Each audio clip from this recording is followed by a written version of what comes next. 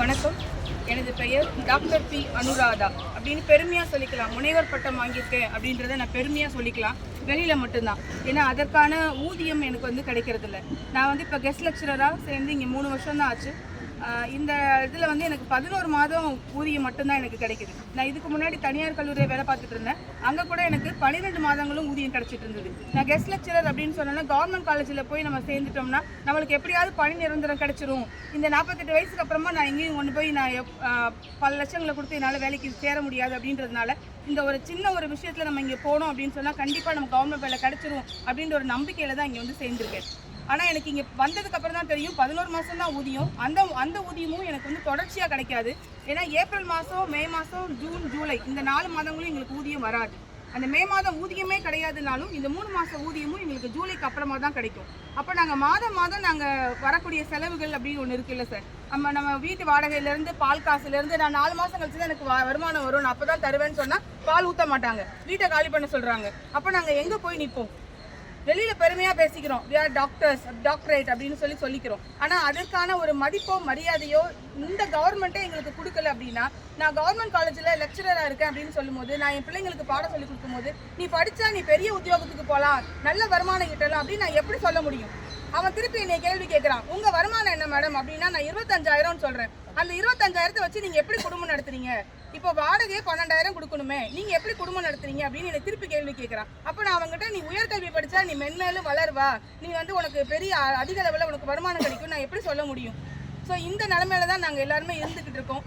முதல்வர் ஐயாவுக்கு ரொம்ப தாழ்மையான ஒரு வேண்டுகோள், எல்லாருக்கும் நீங்கள் கொடுக்குறீங்க, எல்லாருக்கும் நீங்கள் செய்கிறீங்க. அது மாதிரி மற்ற மாநிலங்களில் எங்களுடைய ஸ்ட்ராட்டஜியில் எங்களோட குவாலிஃபிகேஷனில் இருக்கிற அத்தனை பேருக்கும் நல்ல ஊதியம் கொடுத்துட்ருக்காங்க. ஸோ அந்த அடிப்படையிலையாவது எங்களை கொஞ்சம் கன்சிடர் பண்ணி நாங்கள் கடைசி விளிம்பில் தான் நின்றுட்டுருக்கோம். இந்த தொடர் முயற்சி கடைசியான இறுதி முயற்சியாக தான் இங்கே இருந்துகிட்ருக்கு. ஸோ இங்கே இருக்கிற அத்தனை பேருமே இன்னொருத்தருடைய காசில் தான் இங்கே நிற்கிறோம். இங்கே நிற்கிறது கூட இந்த தேதியில் 29ஆம் தேதி அப்படின்றது எங்களுக்கெல்லாம் மாத விளிம்பு. ஸோ அடிப்படையாக அடுத்த நாள் நாங்கள் என்ன பண்ண முடியும்னு தெரியாமல் அவங்கக்கிட்ட இருந்தும் நாங்கள் பண உதவி பெற்று தான் எங்கள் காலேஜ்லேருந்து எங்களெல்லாம் அனுப்பி வச்சுருக்காங்க. எங்களால் வர முடியல, நீங்களாவது போங்க அப்படின்னு சொல்லி அனுப்பி வச்சுருக்காங்க. ஸோ அந்த நிலைமையில தான் இங்கே இருந்துகிட்டு இருக்கோம். மொத்தம் 8500 GLs இருக்கும். ஆனால் இங்கே நிற்கிறவங்க பார்த்தீங்கன்னா மிக குறைவு தான். ஏன்னா அவங்களால வர முடியல, காசு இல்லை. சேரணும்னா இங்கே காசு இல்லை. அப்போ காசு இருந்தால் தான் இங்கே நிற்க முடியும். இன்றைக்கி லாஸ் ஆஃப் எங்களுக்கு எல்லாமே. அப்போ இன்றைக்கி உள்ள வருமானம், அந்த கிடைக்கிற அந்த வருமானமும் எங்களுக்கு கிடையாது. அப்போ இவ்வளோத்தையும் நாங்கள் விட்டு கொடுத்துட்டு தான் இங்கே நிற்கிறோம். ஸோ எங்களுக்காக நீங்கள் தயவு செய்து எங்களோட கோரிக்கைகளை கொஞ்சம் கன்சிடர் பண்ணுங்கள் சார். Thank you so much. முனைவர் பட்டம் பெற்று எத்தனை ஆண்டுகள் தான் நீங்கள் இதே நிலையிலே இருக்கீங்க? 12 ஆண்டுகளா சார். ஓகே. முனைவர் பட்டம் பெற்றதுக்கு அப்புறமா நான் 12 ஆண்டுகளாக, அதில் 9 வருஷம் நான் தனியார் கல்லூரியில் வேலை பார்த்தேன். இங்கே ஒரு 3 வருஷமாக GLஆ இருக்கேன். ஸோ இதே நிலைமையில தான் இங்கே தனியார் கல்லூரியிலையும் கிட்டத்தட்ட அப்படி தான் இருக்கும். ஸோ அதனால் எங்களுக்கு இப்போ எனக்கு இருக்கிற எக்ஸ்பீரியன்ஸ் வச்சு நான் சொல்கிறேன், இங்கே GL அப்படின்னு வந்ததுக்கப்புறம் தான் தெரிஞ்சது எங்களுக்கு தொடர்ச்சியாக ஊதியம் கிடைக்காது.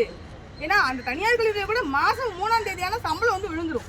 ஆனால் இங்கே அப்படி இல்லை. அந்த 4 மாதமும் எங்களால் குடும்ப செலவு எடுத்துக்கவே முடியல. எங்கள் வீட்டில் கேட்குறாங்க என்னம்மா சம்பளம் வரலன்னா எப்படி செலவு பண்ணுறதுன்னு கேட்குறாங்க. அப்போ என்னோட சம்பளத்தை நம்பி தான் என் பிள்ளைங்க 2 பிள்ளைங்க படிக்க வச்சுட்டு இருக்கோம். அந்த பிள்ளைங்களை நான் எங்கே கொண்டு போய் படிக்க வைப்பேன்? அந்த மாத ஃபீஸை நான் யார்கிட்ட போய் கடன் வாங்குவேன் சார்? இருக்கிற நகை நட்டெல்லாம் அடமானத்தில் தான் இருக்குது. எல்லாம் போட்டிருக்கிறது எல்லாமே கவரிங் தான். இதுதான் எங்கள் நிலைமை.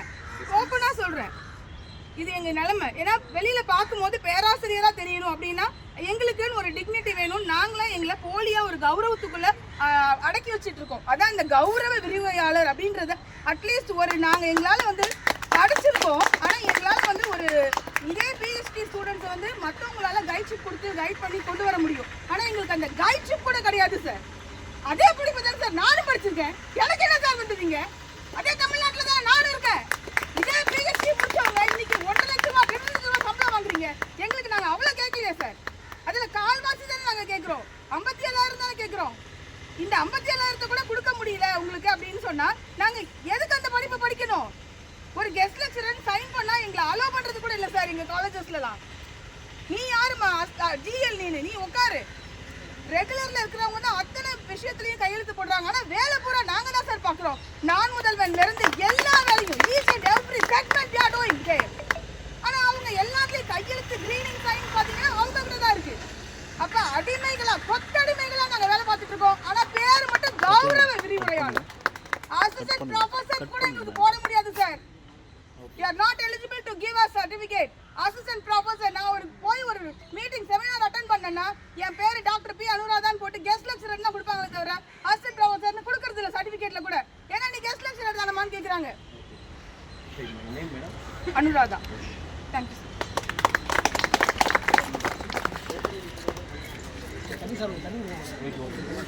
you.